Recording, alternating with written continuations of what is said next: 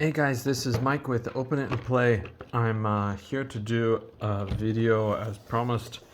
We've got Red Sonja unboxing and we'll do a quick review of her. So, we got the package here. We got some awesome artwork. This this cardboard's a little bit warped on the sides. I don't know if it's because of the material it's made out of or if it's just the way it works, or if it got a little bit of moisture during the shipping process. But I don't think so. But okay, you can see the story here on the back. Outlaw, mercenary, warrior, and queen. After escaping her bloody origin, she hunted the wilderlands of Hyrcania. I think that's right. Thieved the streets and palaces of Padisha. Sold her sword on battlefields from Koth to Aquilonia, and liberated countless mugs of ale from barrels throughout the Hyborian world. Red Sonja slew the king who tried to possess her and freed the world from the dark sorcery of Kulan Gaith. Forced to flee her homeland, she rode west across the Turanian steppes and into the shadowed mists of legendary. Yeah, I don't know a lot of the pronunciation for this story. The only Red Sonja I know is from the movie, but I think this is probably quite significantly different from the movie. Oops. Okay. As with some of the other figures I've reviewed, I have opened this already, so it'll be a little bit easier to get stuff out during the video. I'm gonna pull this tape back. I'm opening from the bottom because I think it works a little bit better for these packages. Okay, flip her this way. Okay, oh, that looks like a couple of the knives are shifting around inside there, but okay. And this Red Sonja is from it's from Loose Collector and Executive Replicas. I don't actually know which one is the main one here, but they're listed like this. So Executive Replicas is technically first on the left side if we go from the English language direction. But in Japan it would be the opposite. But anyway, we'll open her up here. You can see what she's got. Sorry, one knife did already fall out. I think that's gonna fall out when I try to do it, but yeah. So she's pretty figure, or a pretty beautiful figure. Everything's just gonna dump out. I'll just let it. Okay, let's look at the accessories first. So she has a couple of knives. Now, like I said, I don't know the story for Red Sonja, but I'm going to assume that her sword is quite significant. Her sword is probably named or... Okay, there we go. Sorry, the focus was having a hard time on the shiny silver like some of the other videos. The same problem. These have a very good paint job. They look very weathered and worn. There's no blood, which I'm happy about because I do have a child, but don't want it to be extremely violent looking. But okay, and the wraps, maybe you can see the wraps here. They also look very good. We've got a little bit of black wash to give the more details. Okay, and she has, I guess this would be an axe. I think it's different from a halberd, if that's the right pronunciation. I'm not Mr. Fantasy, I'm Mr. Science Fiction, so again, it has a really nice wash on it. These spikes are a bit spiky, but it's not overly spooky, so okay. And I believe this is a skull puncher on the back. Okay. And her sword sword is here. The sword is done really well. It's nice and clean. Really shiny. Very good paint job on this. So, all right. Okay, and the other accessories, we have 4 hands.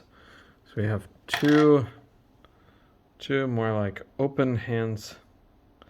Come on, somehow my camera's not working with me on this video. I guess it's getting too dark in here. So these also have a nice wash on them. And we have two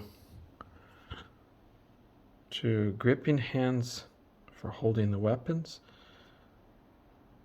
You can see there, very nicely textured to show that she has gloves on. Okay, and let's look at the figure herself. Okay, so my plan, as I stated in the little community post, I'm gonna try to work with this and make a Shanna the She-Devil. Of course, soon after I bought it, the Shanna the She-Devil, I guess, wasn't announced, but a Khazar, or Kaysar, I should say. Kaysar is supposed to be rumored to be released in 2024. If he is, he might come in a 2-pack with her, or a 3-pack with Zabu, the saber-toothed cat. But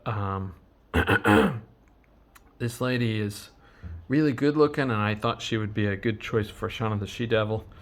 Shanna the She-Devil is depicted several different ways, but I thought with a little bit of modification, I could probably make the outfit look kind of similar to hers. But I also wasn't counting on quite so many of these straps actually being part of the sculpt.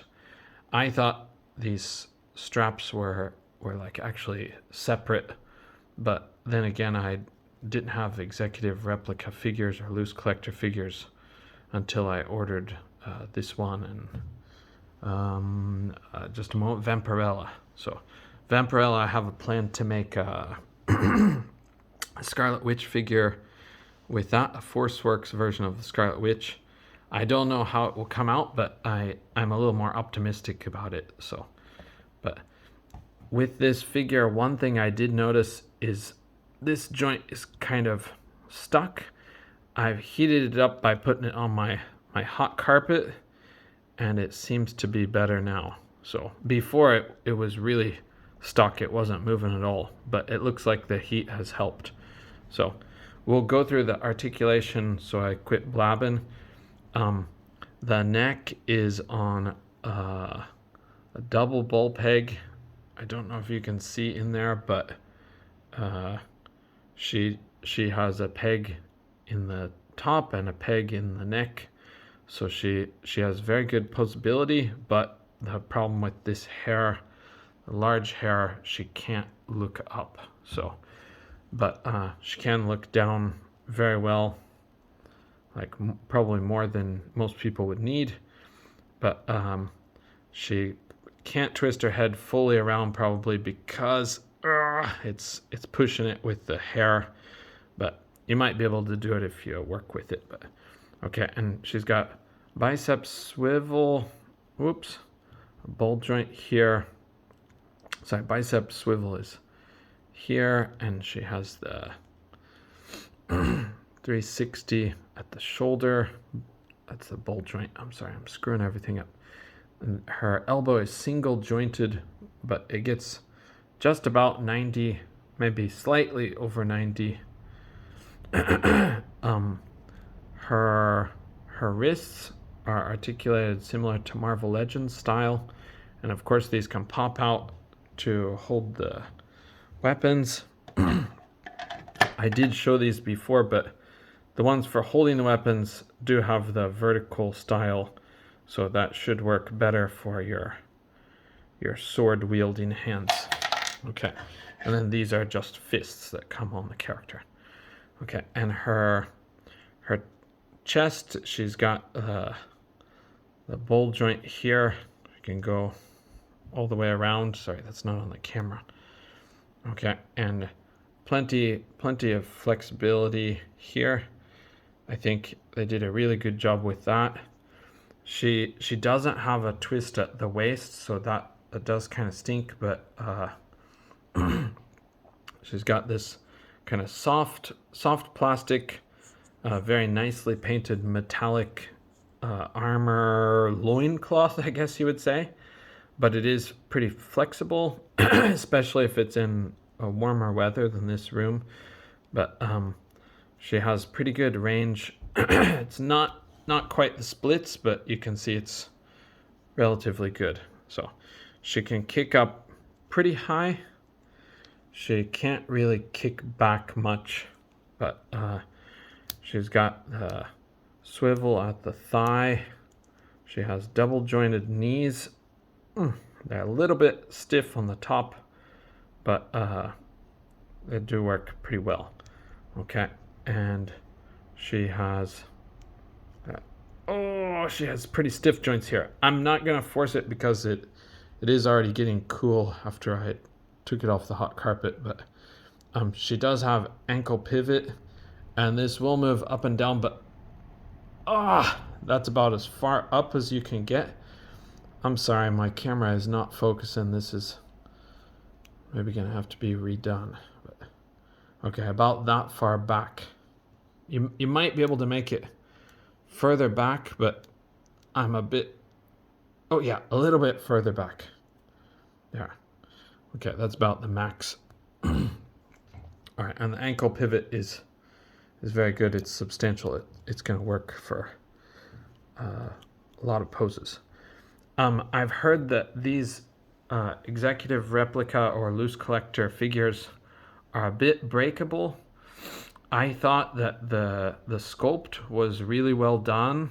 I thought that the proportions were really good, but the face is kind of the thing that sold it for me. So I actually thought this head could be a candidate for Scarlet from G.I. Joe. But there's so many good red-headed characters that are around. There's Scarlet, the Black Widow, Mary Jane. We can try modifying this neck, I think, to pop it off, but I don't think it's gonna go easily. So I'll probably mess with that when I actually start the customization process. But okay. I would say this figure is a bit expensive. It is like, what, $70, $75, $79, something like that. So for the current yen exchange rate, it's very expensive for me. I did buy it quite a while back, but anyway, if you like this character, there's another figure that's coming soon. I forgot which company is doing it, but I think that figure looks very good also, and it's quite a lot cheaper than this figure, and it may be a bit more posable. But as far as aesthetic goes, I think this one is the better of the two for me. But also, if you want the articulation, the other one may be a slightly better option. I think if I remember right, it has double jointed elbows. But okay, thank you for joining me on another toy review.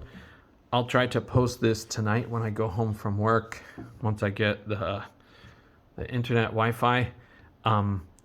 Thank you guys for all your support and for all your comments. I don't usually delete comments, but if I see kind of like outright troll comment, I may delete. I deleted just one, and that was on that Heather Swain video, but I think the person was just trying to get a reaction out of the commenters or out of me.